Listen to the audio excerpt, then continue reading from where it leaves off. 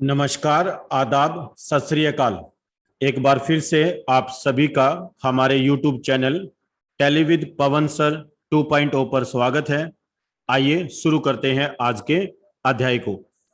आज हम लोग एक बार फिर से बैलेंस शीट के बारे में पढ़ने जा रहे हैं और ये आज का वीडियो हमारा बैलेंस शीट पार्ट 2 रहेगा। इससे पहले हम लोगों ने जो प्रीवियस वीडियो अपलोड किया उसमें हम लोगों ने वार्तालाप किया कि बैलेंस शीट क्या होती है, बैलेंस शीट कैसे बनाई जाती है, कब बनाई जाती है, क्यों बनाई जाती है, बैलेंस शीट बनाने के क्या बेनिफिट्स होते हैं। तो वो सारी बातें हम लोग इससे पहले जो हमारा 18 नंबर जो क्लासरूम है उसके अंदर हम लोगों ने डिस्कस किया है। तो आगे बढ़ने से पहले मैं आप लोगों से निवेदन करूंगा कि यदि आपने अभी तक हमारा ये 18 नंबर वीडियो नहीं देखा है तो पहले एक बार आप 18 नंबर वीडियो देखें, तभी आपको आगे बढ़ना है। और साथ के साथ मैं एक रिक्वेस्ट और करूंगा कि इस चैनल के ऊपर हम लोग सीक्वेंस में स्टेप बाय स्टेप आप लोगों को टैली सिखा रहे हैं और अभी शुरुआत में हम लोग फंडामेंटल ऑफ अकाउंटिंग का पढ़ाई कर रहे हैं। तो ये बेहद जरूरी है कि आप लोग हमारे सभी वीडियोज एक नंबर से लेकर के और जितने भी बने हुए हैं वो सारे आपको सीक्वेंस में देखने हैं। ये बेहद जरूरी है। तो मैं एक बार आपको अपना चैनल विजिट करवाना चाहूंगा। ये हमारा चैनल है और इस चैनल के ऊपर आप वीडियोज में जब जाएंगे तो सभी वीडियोज आपको सीक्वेंस में मिलेंगे। आप देख सकते हैं एक नंबर से 2, 3, 4। तो मेरा अनुरोध है कि यदि आप टैली को कंप्लीट सीखना चाहते हैं, कंप्लीट अकाउंटिंग सीखना चाहते हैं, टैली में एक्सपर्ट बनना चाहते हैं, तो ये सभी वीडियोज आपको स्टेप बाय स्टेप सीक्वेंस में देखनी है और इनके अंदर जितने भी टेस्ट करवाए गए हैं, जितनी भी बातें बताई गई हैं, उनके प्रॉपर आपको नोट्स बनाने हैं। और आगे बढ़ने से पहले एक निवेदन ये भी करना चाहूंगा कि यदि आपने अभी तक हमारे YouTube channel Tally with Pawan sir 2.0 को सब्सक्राइब नहीं किया है तो कृपया इस चैनल को सब्सक्राइब कर लें, बेल आइकन पर क्लिक कर दें ताकि हमारे द्वारा जैसे ही कोई नया वीडियो अपलोड किया जाए तो उसका नोटिफिकेशन आप तक तुरंत पहुंचे। आइए अब क्लास को स्टार्ट करते हैं और जितना हम लोगों ने बैलेंस शीट के पार्ट 1 में सीखा था, आइए आज उससे आगे का पढ़ाई करते हैं। पहली क्लास में मैंने आपको बताया था कि ये बैलेंस शीट जो आपको बनाना सिखाया जा रहा है ये हमारा लेवल 1 है। आइए आज लेवल 2 के अकॉर्डिंग समझते हैं और थोड़ा सा एडवांस बैलेंस शीट बनाना सीखते हैं।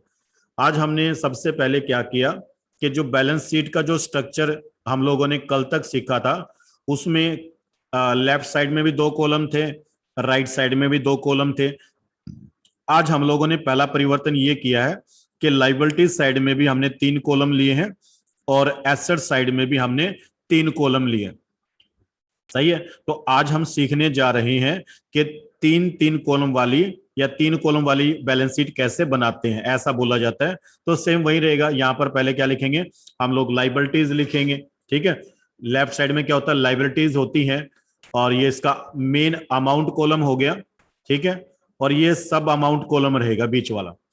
आइए शुरू करते हैं। जैसा आपने कल पढ़ा था कि बैलेंस शीट जब लिखना शुरू करते हैं तो सबसे पहले लिखा जाता है कैपिटल अकाउंट, याद है ना। आइए एक बार मैं आपको स्ट्रक्चर समझाता हूं। तो कैपिटल अकाउंट हम किस तरह से निकालेंगे, आज हम लोगों ने थोड़ा सा जो है कैपिटल अकाउंट को एडवांस लेवल से जो है लिया हुआ है। आइए समझते हैं कैसे। जो भी आपका कैपिटल अकाउंट है उसका जो भी मूल्य है, मतलब ओपनिंग बैलेंस इस फाइनेंशियल ईयर का, वो आपको यहां पर लिखना है। सही है। इस कॉलम में आप लिखेंगे यहां पर। अब आपने एक टर्म यहां पर समझना होगा आपको जिसका नाम होता है ड्रॉइंग अकाउंट।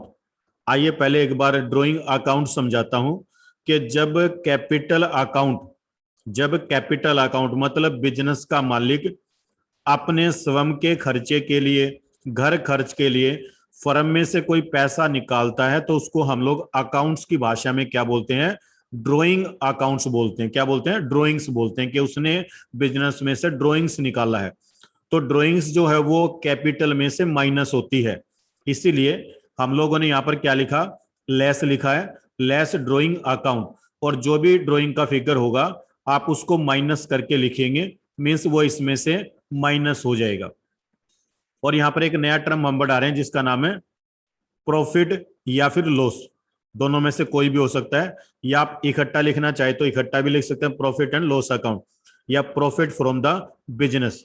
अब पहले यह समझना होगा कि यदि आपके बिजनेस को प्रॉफिट हुआ है तो प्रॉफिट तो कैपिटल अकाउंट के अंदर ऐड होता है, लेकिन मान लीजिए आपके बिजनेस को लॉस हुआ है तो लॉस जो है वो कैपिटल अकाउंट में से माइनस होगा।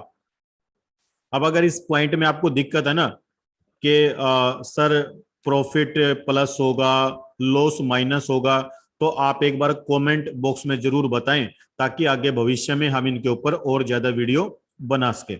चलिए फिलहाल मैं आपको यही कहूंगा, देखिए मेरा एक बिजनेस है, मुझे बिजनेस से प्रॉफिट हुआ तो वो प्रॉफिट किसका होता है? कैपिटल अकाउंट का होता है। तो उससे क्या होगा? कैपिटल के मूल्य में बढ़ोतरी हो जाएगी।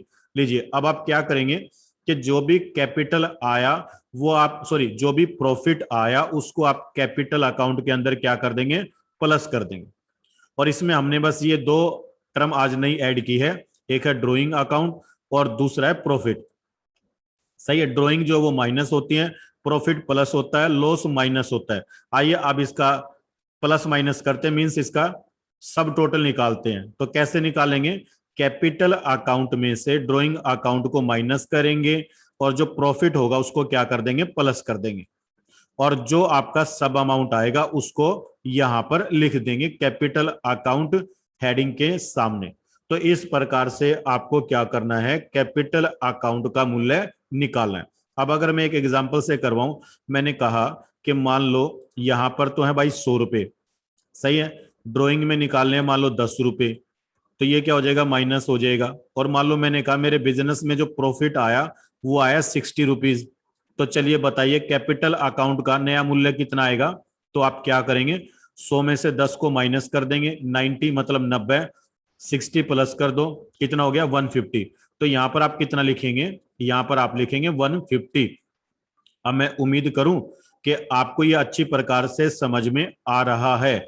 अब मान लीजिए एक एग्जांपल चेंज कर रहा हूं, मैंने कहा मेरे बिजनेस में लॉस हुआ है, तो लॉस को आप क्या करेंगे? माइनस करेंगे, तो यहां पर भी माइनस आ जाएगा। सपोज करिए लॉस हुआ है तो 100 में से 10 गया 90, 90 में से 60 गया, कितना बचा? 30। तो अब कैपिटल अमाउंट का जो नया मूल्य आएगा वो आएगा 30 रुपीज। तो आई होप ये आपको अच्छी प्रकार से समझ में आ गया होगा कि यदि मैं एक ऐसा बैलेंस शीट तैयार कर रहा हूं जिसके अंदर कैपिटल अकाउंट भी है, ड्राइंग भी है, प्रॉफिट या लॉस भी है, तो उसके आधार पर आप बैलेंस शीट को किस प्रकार से तैयार करेंगे। आइए अब आगे बढ़ते हैं। लाइए मैं इनको इरेज कर देता हूं, ये लीजिए। इसके बाद में यहां पर मेरे पास में देखिए थोड़ा लाइनों का अभाव है, तो इसलिए मैंने यहां से लोन्स लाइबिलिटी को छोड़ दिया है। लोन्स लाइबिलिटी मैं आपको कल समझा चुका हूं, इसीलिए मैंने आपसे निवेदन किया था कि आगे बढ़ने से पहले आप पिछले वीडियो को जरूर देखें, क्योंकि उसके अंदर आप देखेंगे कि हमने लोन्स लाइबिलिटी भी साथ में ले रखी है, सिक्योर्ड लोन भी ले रखा है, अनसिक्योर्ड लोन भी ले रखा है, क्योंकि हकीकत में तो बिजनेस के अंदर ये सारी चीजें होती है।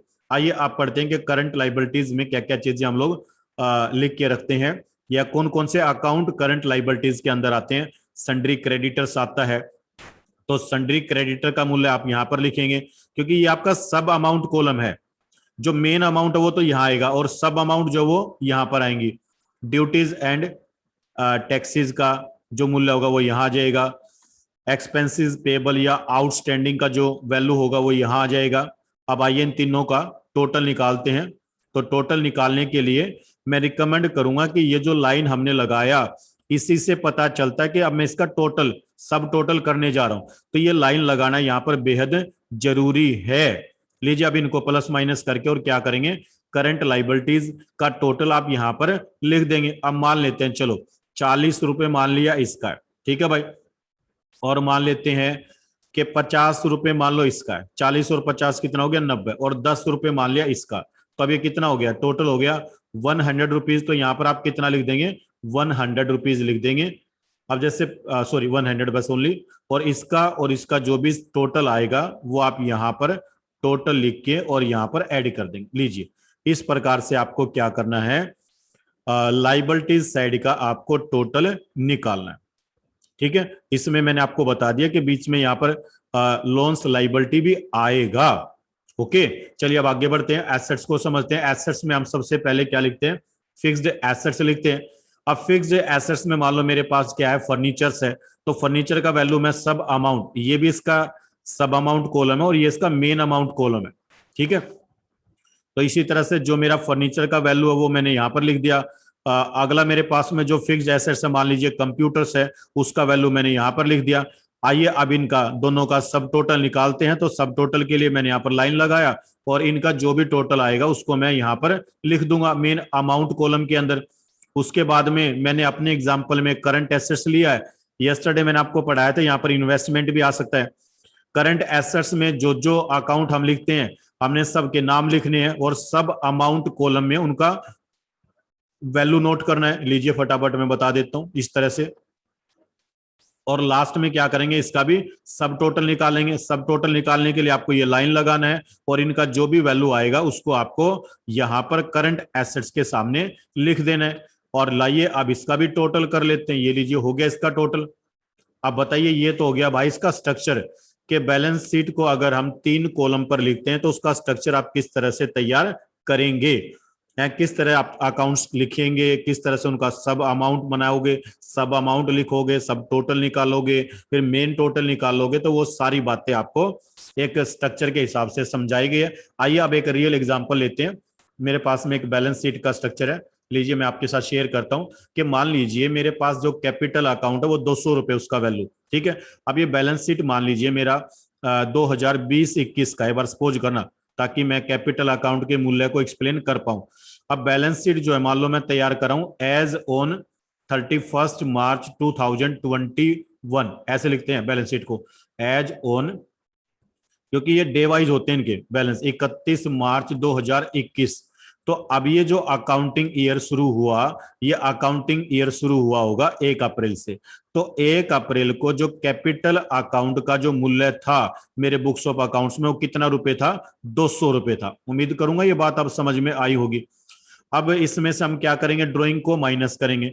मान लीजिए मैंने ड्रॉइंग्स निकाला है 60 रुपीज, तो 60 रुपीज इसमें से क्या हो जाएगा, माइनस हो जाएगा। कितना हो गया, 140। अगर यहां तक का मैं हिसाब अलग से बनाऊं तो 140 हो गया मेरा।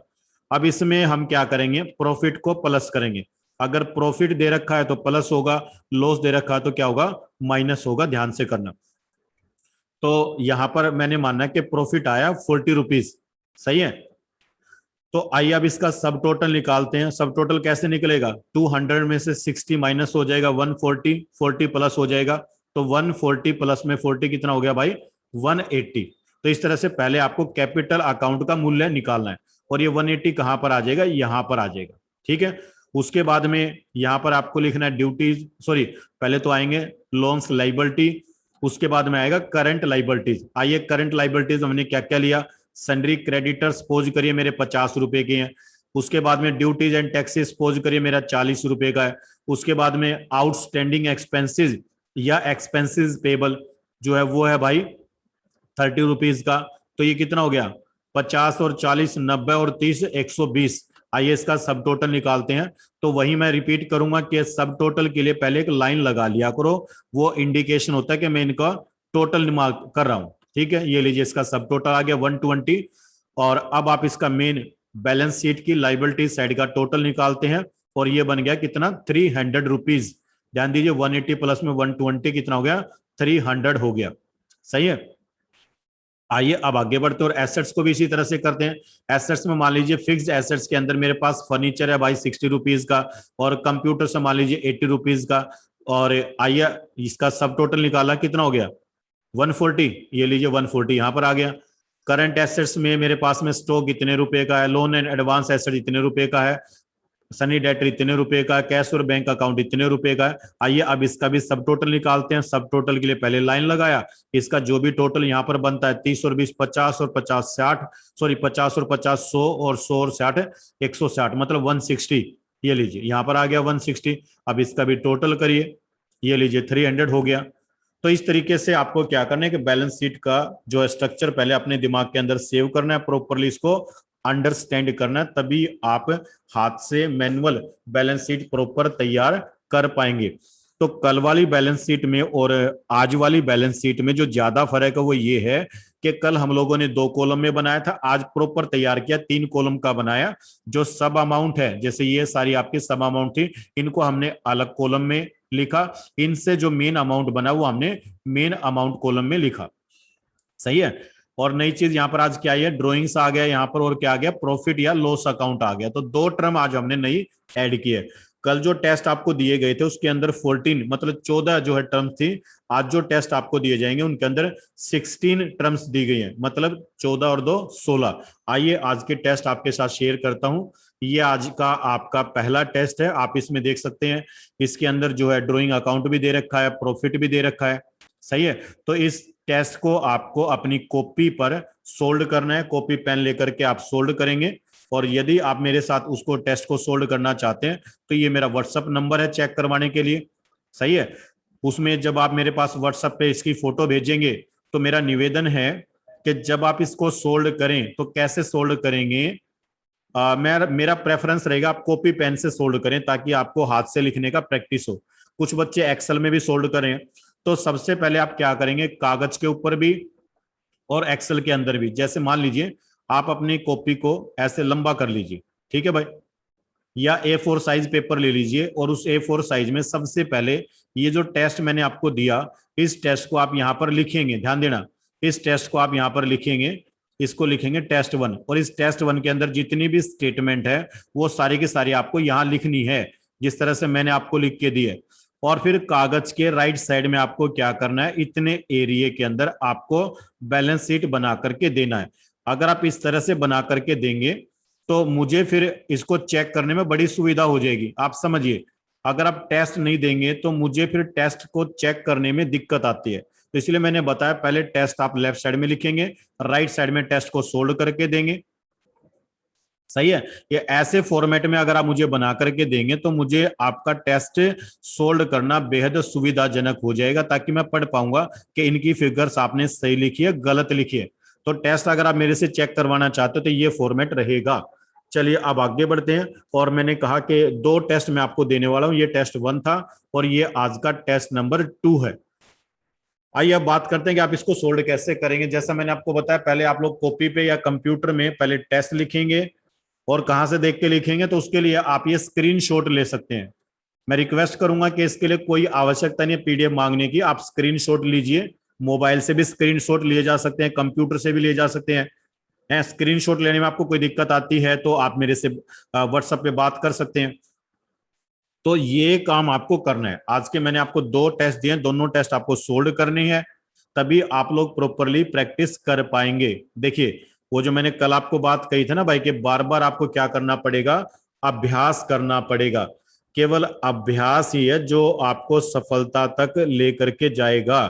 यदि आपने अभ्यास छोड़ दिया तो फिर आप एक्सपर्ट नहीं बन पाएंगे। एक इंसिडेंट है, सचिन तेंदुलकर जी की लाइफ का रियल एग्जाम्पल है। और सचिन तेंदुलकर जी को एक बहुत बड़ा उपाधि मिला है कि गॉड ऑफ क्रिकेट है, भगवान खुदा बना दिया। तो एक ऐसा इंसिडेंट बताते हैं कि कहीं दक्षिण अफ्रीका के अंदर कोई टेस्ट मैच का सीरीज वो खेल रहे होते हैं, और बताते हैं कि कोई 400वां मैच वो अपनी जिंदगी का खेल होते हैं, और तब तक उन्होंने मतलब दुनिया भर के रन बना रखे होते हैं, दुनिया भर के टेस्ट मैच खेल रखे हो, 400वां मैच शायद वो खेले होते हैं। तो बताते हैं कि जब वो टेस्ट मैच खेल रहे थे तो सुबह 4 बजे उठ करके और नेट प्रैक्टिस वो कर रहे होते हैं। तो कोई उनसे पूछता भी कि आप इतना क्रिकेट खेल लिए, इतना रन बना लिए, क्या आपको अभी भी अभ्यास करने की जरूरत है? तो सचिन तेंदुलकर जी, साहब समझना कि उस क्यों वो बंदा इतना महान है, कि उन्होंने क्या बताया। अगर आप उनका थोड़ा सा पढ़ेंगे ना, गूगल पे सर्च करेंगे, तो ये जो बात मैं आपको बता रहा हूँ ये वीडियो आपको मिल जाएगा। तो उन्होंने बताया कि जब तक मैं सुबह पिच पर आकर के और मतलब पता नहीं कितनी गेंद 100 200 या इतनी बॉल नहीं खेल लेता, तब तक मेरे अंदर जो है ना मतलब वो फीलिंग ही नहीं आती क्रिकेट खेलने की। तो ये अभ्यास ही है जिन्होंने सचिन तेंदुलकर साहब को इतना महान बनाया। और जो आप में से, ध्यान दीजिए, जो आप में से फ्रेशर हैं उनको मैं बात कहना चाहूंगा कि भाई अभी आप फ्रेशर है, लगातार प्रैक्टिस करेंगे तभी आप सीख पाएंगे। और अब मैं बात करूंगा उन लोगों से जो सचिन तेंदुलकर साहब की तरह महान है, उनको अकाउंट आता है, टैली आती है, 10 साल से 20 साल से काम करें, तो उनको भी ये कहना चाहूंगा भाई, जब सचिन तेंदुलकर साहब जो है 400वां मैच खेल रहे हैं तो क्या, मैं आपसे एक बात पूछूं, क्या आपने अपनी जिंदगी में 400 बैलेंस शीट बनाई है हाथ से? अगर आपने 400 बैलेंस शीट बनाई है, तब भी आपको 401वीं बैलेंस शीट हाथ से बनानी चाहिए। तभी हम जिंदगी में महान बन सकते हैं, तभी अपने काम के प्रति हम लोग एक्सपर्ट हो सकते हैं अपने काम में एक्सपर्ट तभी कहलाएंगे, प्रोफेशनल तभी कहलाएंगे। तो यदि आपने भी आज तक 400 बैलेंस शीट हाथ से नहीं बनाई, तो मैं तो कहूंगा अभी तो आपका नंबर सचिन तेंदुलकर साहब से बहुत नीचे, आपको प्रैक्टिस करने की बहुत ज्यादा जरूरत है। तो आप भी बनाइए, चाहे आपको आता हो, है, तभी इन वीडियो का पूरा जो है मैं कहूंगा रिजल्ट आएगा, आउटपुट आएगा। अब अंत में वीडियो को खत्म करने से पहले मैं आपसे निवेदन करूंगा कि जो हमारा अकाउंटिंग टर्मिनोलॉजीज का जो सेक्शन चला हुआ है, उसमें बैलेंस शीट के ऊपर हम लोग पढ़ाई कर रहे हैं। तो उम्मीद करूंगा कि वीडियो देखने के बाद में आप 3 कॉलम का बैलेंस शीट कैसे बनेगा ये अच्छे प्रकार से सीख चुके हैं, और बैलेंस शीट के अंदर किस तरह से ड्रॉइंग अकाउंट्स को, प्रॉफिट या लॉस अकाउंट का यूज किया जाता है, वो आपने प्रॉपरली सीख लिया है। टेस्ट आपको दे दिए हैं। यदि आप मेरे चैनल पर नए हैं तो मैं निवेदन करूंगा चैनल को सब्सक्राइब जरूर कर लें, बेल आइकन पर जरूर क्लिक कर दें, ताकि हमारे द्वारा जितने भी वीडियो अपलोड किए जाएं उनके नोटिफिकेशन आप तक तुरंत पहुंचे। अंत में एक बार फिर से निवेदन करूंगा कि इस चैनल पर जितने भी वीडियो अपलोड किए जा रहे हैं, सभी के सभी वीडियो आपको सीक्वेंस में देखनी है। अगर मेरा कोई ऐसा भाई बंधु जो आज पहली बार इस चैनल पर आया, तो मैं कहूंगा रुक जा भाई, ये 19 नंबर वीडियो आपको देखने की आवश्यकता नहीं है। आप कहां से शुरुआत करेंगे? 1 नंबर वीडियो से शुरुआत करेंगे। 1 से लेकर के जब 19 पर आएंगे, तो मैं दावा करता हूं कि आप ये कहेंगे सर वाकई में नॉलेज इंप्रूव हुई है, और धीरे धीरे सारी चीजें सीखेंगे। अभी अगला वीडियो हम 20 नंबर तैयार करेंगे, तो आप ये देखना कि 2 के बाद तो अभी एक ही जीरो लगेगी, अगला वीडियो का नंबर क्या आएगा? 20। तो आप मुझे ये बताइए कि 20 में जब आपको इतना इंप्रूवमेंट नजर आ रहा है कि लगातार आप लोगों के व्हाट्सअप आ रहे हैं, व्हाट्सएप पे एक बार 2 दिन वीडियो ना डाला तो आप लोगों ने मैसेज डालने शुरू कर दिए, सर वीडियो डालिए, मजा आ रहा है। और अब आप मुझे ये बताइए कि जब इसके पीछे एक जीरो और लग जाएगा, मतलब जब इस चैनल के ऊपर 200 वीडियोज आ जाएंगे, तब क्या सीन होगा? है, अभी तो मैं कहूंगा बेटा कल्पना ही कर सकते हैं कि क्या सीन होगा, लेकिन मैं आपको विश्वास दिलाता हूं कि तुम सबको मैं टैली का एक्सपर्ट बना के छोड़ूंगा, है, इसीलिए इतनी मेहनत कर रहा हूं। टैली तो भाई अब मैं ये कहूंगा मेरे बाई हाथ का खेल है, टैली सिखाना कोई बड़ी बात नहीं, लेकिन टैली से पहले जो फंडामेंटल ऑफ अकाउंटिंग है ना, उसमें आपकी नींव भरनी बहुत जरूरत है। जितनी मजबूत नींव भरी जाएगी ना, उतना आप बढ़िया टैली के जानकार तैयार होंगे। तो चलिए, अब आज के इस वीडियो को देखने के लिए आप सभी का बहुत बहुत धन्यवाद। और अब अंत में यही कहूंगा कि मिलते हैं जल्द ही अपने अगले वीडियो में कुछ और नई चीजें लेकर के। तब तक के लिए आप घर पे रहिए, सुरक्षित रहिए और बचे रहिए। ठीक है, thank you so much, have a nice day. मिलते हैं अगले वीडियो में जल्दी।